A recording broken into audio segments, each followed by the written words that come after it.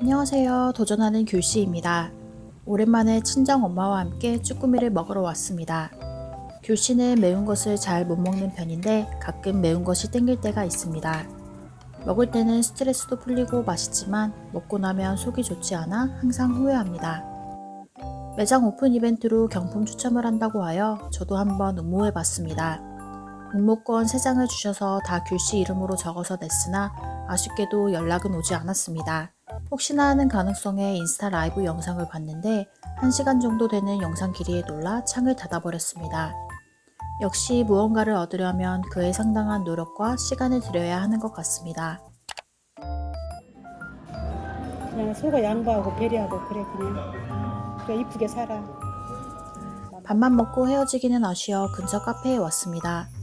결혼 후 가족과 보내는 시간은 줄었지만 나름대로 친정과 시댁을 오가며 조금씩이라도 가족들과 시간을 보내려고 노력하는 편입니다.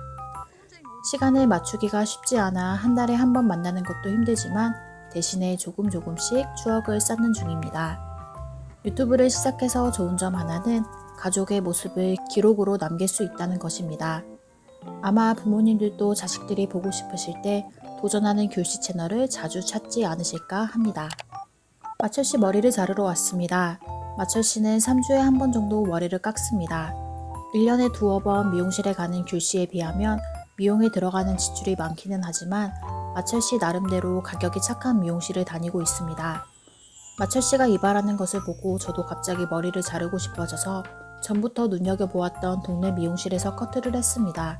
13,000원이라는 착한 가격입니다. 앞으로도 애용해야겠습니다.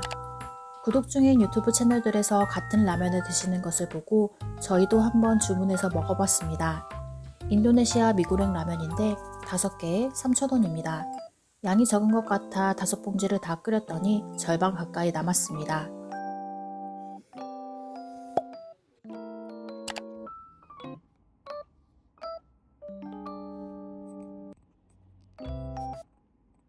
결혼 후 제 일상에는 변화가 생겼습니다.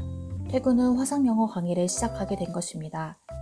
당장 아파트 대출을 갚아야 하며 미래를 위한 저축도 필요하고 저희 부부는 월급만으로는 살 수 없다는 사실을 깨닫고 고민 끝에 우선 직장인으로서 벌어들이는 수입 말고 부수입만으로 1,000만 원을 모아보자는 목표를 세웠습니다. 물론 저 혼자서는 어렵고 마철씨와 둘이 함께 노력하기로 했습니다. 제가 선택한 아르바이트는 바로 화상영어 강사입니다. 생각이 길어지면 시작도 못할 것 같아 마음먹은 즉시 지원 서류를 넣었고 얼마 지나지 않아 퇴근 후 집으로 출근하게 되었습니다. 지친 하루를 보내고 그저 쉬고만 싶은 평일 저녁에 저를 서포트해주던 마철씨가 없었다면 불가능하지 않았을까 합니다. 귤씨와 마철씨의 신혼집은 분리형 원룸입니다. 방 한 칸의 작은 공간에서 제가 가림막을 치고 강의를 시작하면 마철씨는 밥상을 펴고 공부를 하기도 했습니다. 이 기억은 아마 다시 오지 않을 소중한 추억으로 남을 것 같습니다. 앞으로도 고군분투할 예정인데 저희 부부를 응원해 주시면 감사하겠습니다.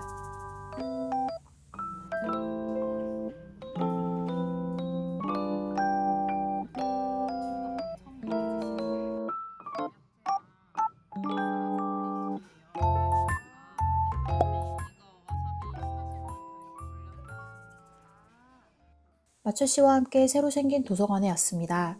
자료실 공간이 꽤 넓고 쾌적해서 독서를 하거나 노트북을 하는 분들이 많았습니다. 저도 책을 읽어보려고 얼마 전에 동료 마케터에게 선물로 받은 책을 펼쳤습니다. 이 책에서는 인생 공략 7단계를 제시합니다. 그 첫 번째 단계가 바로 자의식 해체입니다.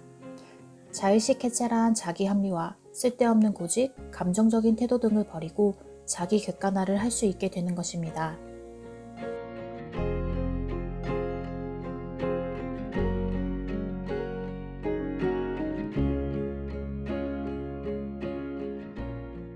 책에서는 자의식이 굳어진 이들을 자의식 좀비라고 칭합니다. 곰곰이 생각해보니 저에게도 분명 좀비 같은 자의식이 존재했고 그 사실을 인정하기로 했습니다.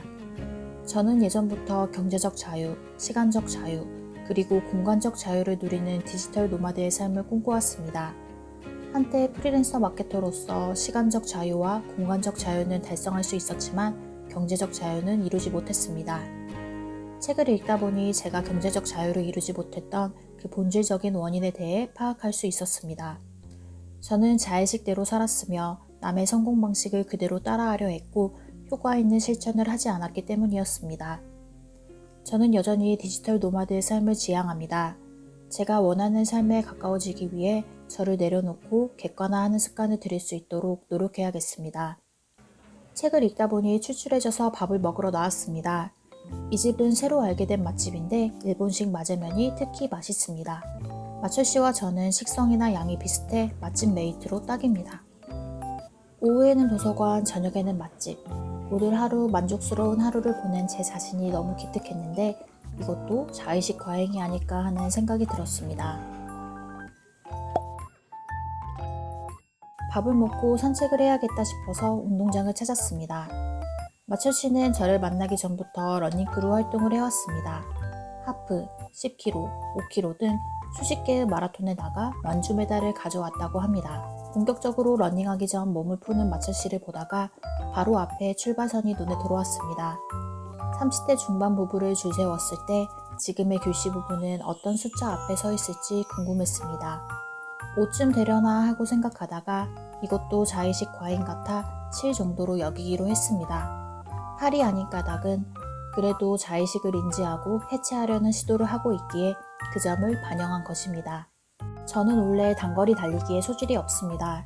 시간을 재고 50m, 100m 달리기를 하면 제 등수는 항상 맨 뒤에 있었는데 오히려 장거리 달리기에서는 중간 정도의 성적을 내곤 했습니다. 빠르게 달려 성과를 내본 적이 없으니 천천히 꾸준히 가는, 그러나 결국 피니시 라인이 정해져 있는 장거리 마라톤처럼 살아보겠습니다. 오랜만에 장을 보러 이마트에 왔습니다. 저렴한 냉동 삼겹살을 샀습니다.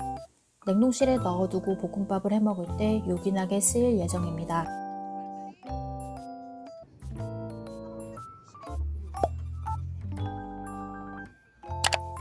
저는 귤과 무화과를 제일 좋아합니다.